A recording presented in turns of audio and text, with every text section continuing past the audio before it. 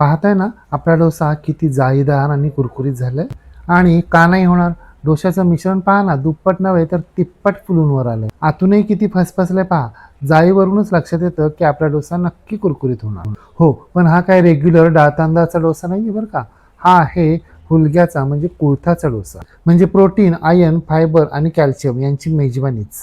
चला तर पाहूया एक हेल्दी ब्रेकफास्ट. जाळीदार कुरकुरीत हुलग्याचा म्हणजेच कुळथाचा डोसा, ते सुद्धा नारळाच्या खास चटणी सहित.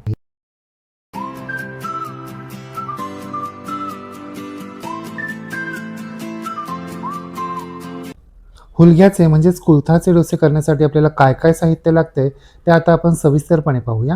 हे पहा, हुलग्याचे डोसे करण्यासाठी आपल्याला एका बोलमध्ये 1 वाटी तांदूळ, 1 वाटी हुलगे, पाव वाटी उडीद डाळ आणि अर्धा चमचा मेथी दाणे घ्यायचेत. ज्या तांदळाचा भात मोका फळफळीत होतो असा जाड आणि जुना तांदूळ आपल्याला घ्यायचा आहे.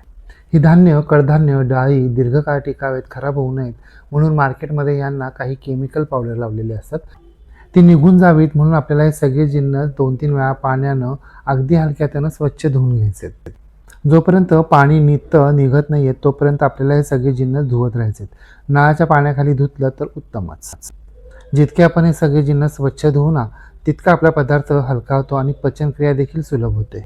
सगळे जिन्नस स्वच्छ धुवून झाल्यानंतर यातलं सगळं पाणी निथळून काढायचे, नवीन पाणी घालायचे, यावर झाकण ठेवायचे आणि आपल्याला हे सगळे जिन्नस कमीत कमी 8 ते 10 तास भिजत ठेवायचे.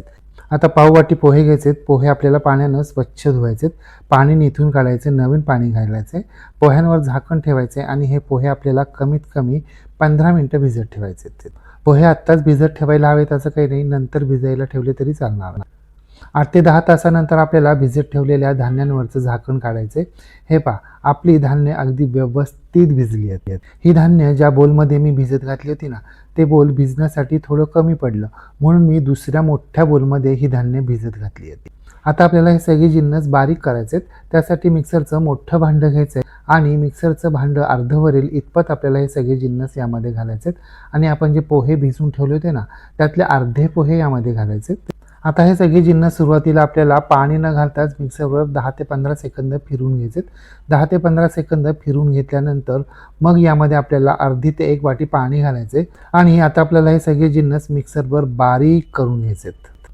आपले सगळे जिन्नस अगदी व्यवस्थित बारीक झालेत आणि आपलं जे हे मिश्रण आहे ना, खूप पातळसुद्धा झालेलं नाही आणि खूप घट्टसुद्धा झाले नाही आहे, अगदी परफेक्ट झाले आहे.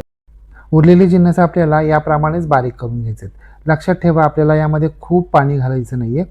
मिक्सरच्या भांड्यामध्ये हे सगळे जिन्नस अगदी व्यवस्थित फिरतील ना, इतपतच पाणी आपल्याला यामध्ये घालायचं आहे. डोशाचं मिश्रण खूप पातळ झालं ना, तर मग डोसे तव्याला चिकटू शकतात. बारीक केलेले हे सगळे जिन्नस म्हणजे हे मिश्रण आपल्याला एखाद्या बोलमध्ये काढून घ्यायचे, यावर झाकण ठेवायचे आणि कमीत कमी 10 ते 12 तास आपल्याला हे मिश्रण एखाद्या उबदार ठिकाणी फर्मेंट होण्यासाठी म्हणजे आंबण्यासाठी बाजूला ठेवायचे. 10 ते 12 तास मिश्रण भिजल्यानंतर झाकण काढण्या अगोदर आपल्याला डोशासाठी लागणारी चटणी करावी लागेल. ती कशी करायची ते पाहूया.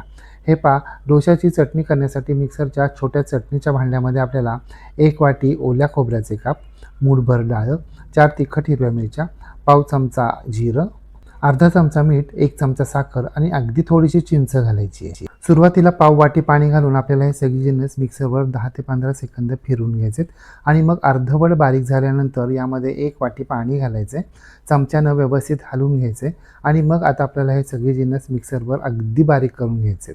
जर आपण सुरुवातीलाच खूप पाणी घातलं ना, तर मग हे सगळे जिन्नस मिक्सरच्या भांड्यामध्ये नुसतेच फिरत राहतात, व्यवस्थित बारीक होत नाहीत. म्हणून आपल्याला सुरुवातीला खूप पाणी नाही घालायचं, नंतर घालायचं. आपले सगळे जिन्नस व्यवस्थित बारीक झालेत म्हणजे आपली चटणी तयार झाली आहे. आता ही चटणी आपल्याला एखाद्या बोलमध्ये काढून घ्यायची आणि चटणीला खमंग फोडणी द्यायची. त्यासाठी फोडणी पात्रामध्ये 2 चमचे तेल कडकडीत गरम करून घ्यायचे. तेल कडकडीत गरम झाले की यामध्ये पाव चमचा मोहरी, पाव चमचा जिरे, पाव चमचा हिंग, 10 ते 12 मेथीचे दाणे घालायचे आणि 1 सुकी लाल मिरची तुकडे करून घालायची. ही कडकडीत फोडणी आता आपल्याला चटणीवर घालायची. फोडणी घातल्या घातल्या लगेचच चटणीवर झाकण ठेवायचे म्हणजे फोडणी चटणीमध्ये व्यवस्थित मुरते. 1 मिनिटानंतर झाकण काढायचं आणि ही फोडणी आपल्याला या चटणीमध्ये चमच्याच्या साहाय्यानं व्यवस्थित मिक्स करून घ्यायची आहे. हे पण आपली चटणी खूप पातळही झाली नाही आणि खूप घट्टही झाली नाही, अगदी परफेक्ट झाली आहे. आपली गोड आंबट तिखट चटपटीत खमंग अशी डोशाची चटणी तयार झाली आहे. आता झाकण ठेवून ही चटणी आपल्याला बाजूला ठेवून द्यायची आहे. आता आपण जे मिश्रण फर्मेंट होण्यासाठी बाजूला ठेवलं होतं ना, त्याच्यावरचं झाकण काढायचं. पाहताय ना तुम्ही, आपलं मिश्रण कसं दुप्पट नव्हे तर तिप्पट फुलून वर आलंय आणि आतून फसफसले पण पहा किती एकदम जाळीदार झालंय. आता हे मिश्रण आपल्याला चमच्याच्या साह्यानं खालपासून वरपर्यंत ढवळून घ्यायचं, एकसारखं करून घ्यायचं आहे. दही, ताक, सोडा, इनो, सॅट्रिक ॲसिड या कशाचाही वापर न करता तुम्हीच पहा किती फसफसलंय. ते सुद्धा हे हुलग्याचं म्हणजे कुळथाचं मिश्रण आहे. आता चवीप्रमाणे मीठ घालायचंय आणि ते व्यवस्थित मिक्स करून घ्यायचंय. आपण यामध्ये सोडा किंवा इनो कशाचाच वापर करणार नाही आहोत आणि आता आपल्याला यामध्ये पाणी सुद्धा घालायचं नाहीये, कारण आपली कन्सिस्टन्सी अगदी परफेक्ट झाली आहे, धारदार. या मिश्रणाची सगळी धान्य बारीक करताना मी फक्त 1.5 ते 1.25 वाटी पाण्याचा वापर केला आहे. आपलं डोशाचं मिश्रण तयार झालं. आता आपण प्रत्यक्ष डोसे तयार करायला घेऊया. त्यासाठी एखादा नॉनस्टिक तवा गॅसवर मोठ्या आचेवर गरम करण्यासाठी ठेवायचा आहे.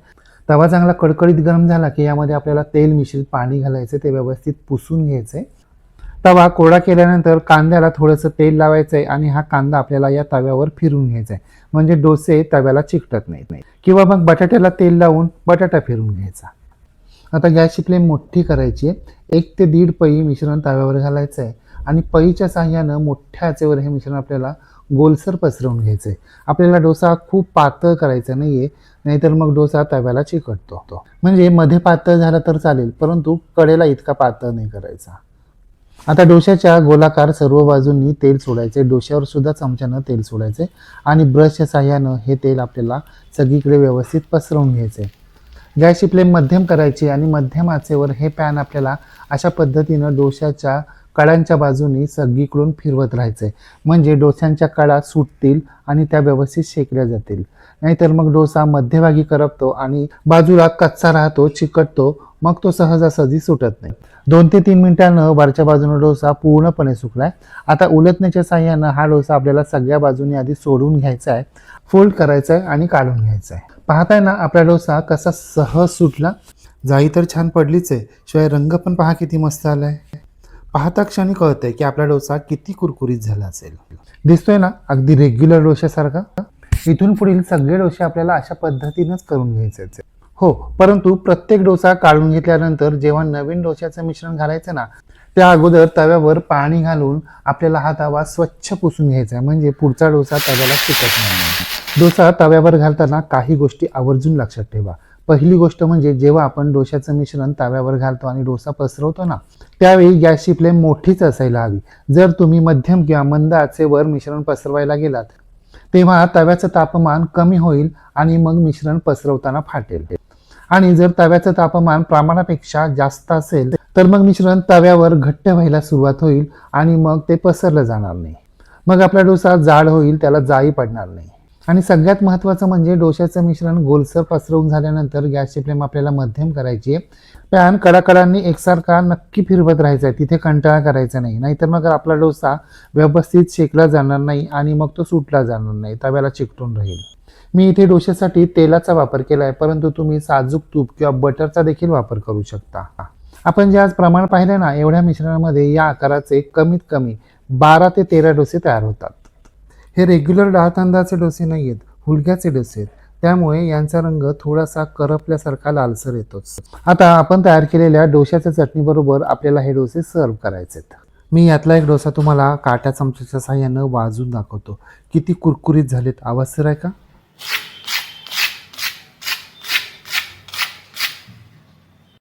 झालाय की नाही कुरकुरीत?